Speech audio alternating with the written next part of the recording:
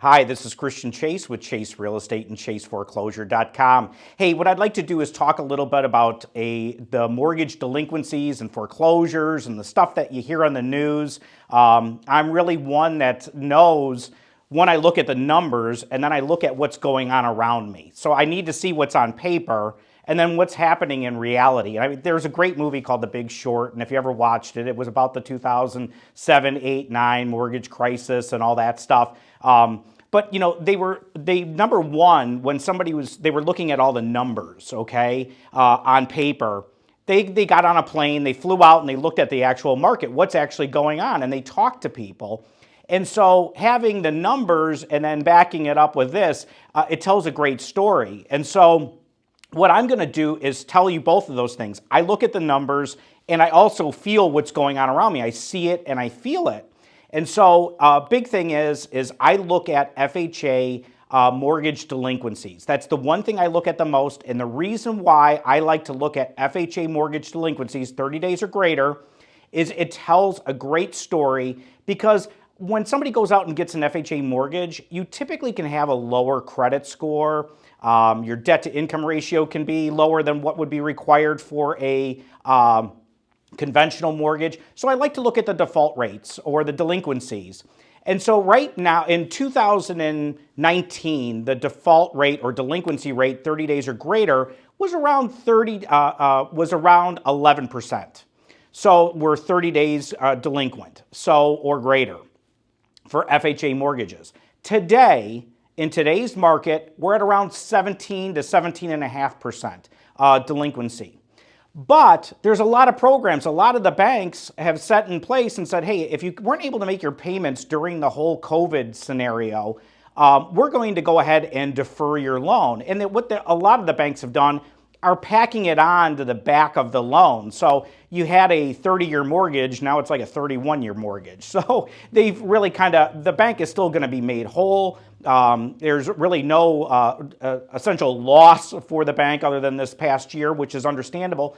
But they handled things properly. The banks really did things right. So yes, their FHA delinquencies are up from 11% in a normal market to 17% in today's market.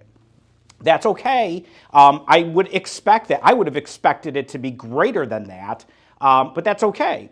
So one of the things that I like to do is when I say I can look at the numbers, I know what the delinquency is. Now, this time of the year is by far the best time of the year to be driving around. Get in your car, drive around your neighborhood and subdivisions, start looking in from mid-May to like the end of June for the lawns to have long grass that's up to your shoulders and you're walking through it.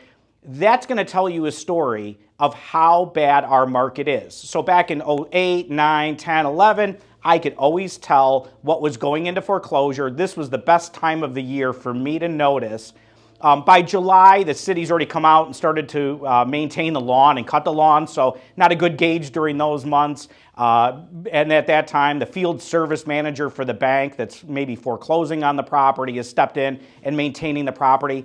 So you can look at the numbers of the delinquencies and see what's going on, and then you can also see what's happening by looking around, just being observant to what's happening in the area, in the neighborhoods where you live, or maybe you're driving through an area. Just pay close attention. If you see lots of long lawns, there's lots of foreclosures likely coming up in that particular area. That was a story that was told in 2006, 7, 8. I watched it. I lived it.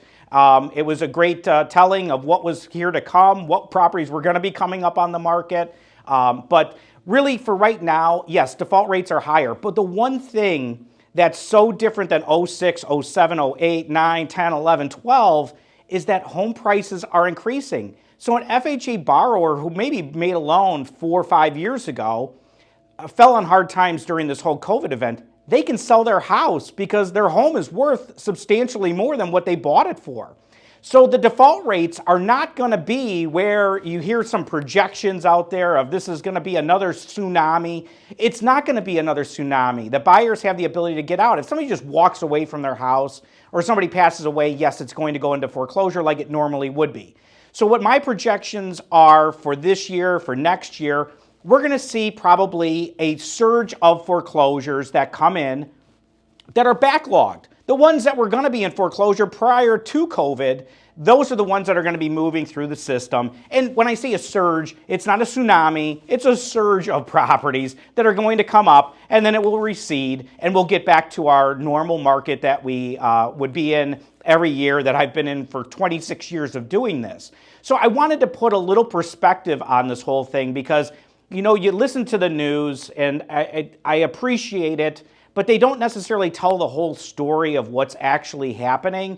And I think you need to look at the numbers and you need to look what's happening on the ground. And if you have both of those pieces of data, you can put things together. If you start to see lots of houses and tons of grass growing up and all these subdivisions like we saw in 07, 08, 9, 10, hey, we know we've got ourselves a real problem. There's something that's really happening. That's just not the case. I can tell you right now, we're driving around. I have all my staff that goes out to all of these properties are looking at them and reporting back to me, hey, this is what's happening in this particular part of the market. So if you have any questions, don't hesitate to give me a call, and always check out our website, chaseforeclosure.com. Thanks.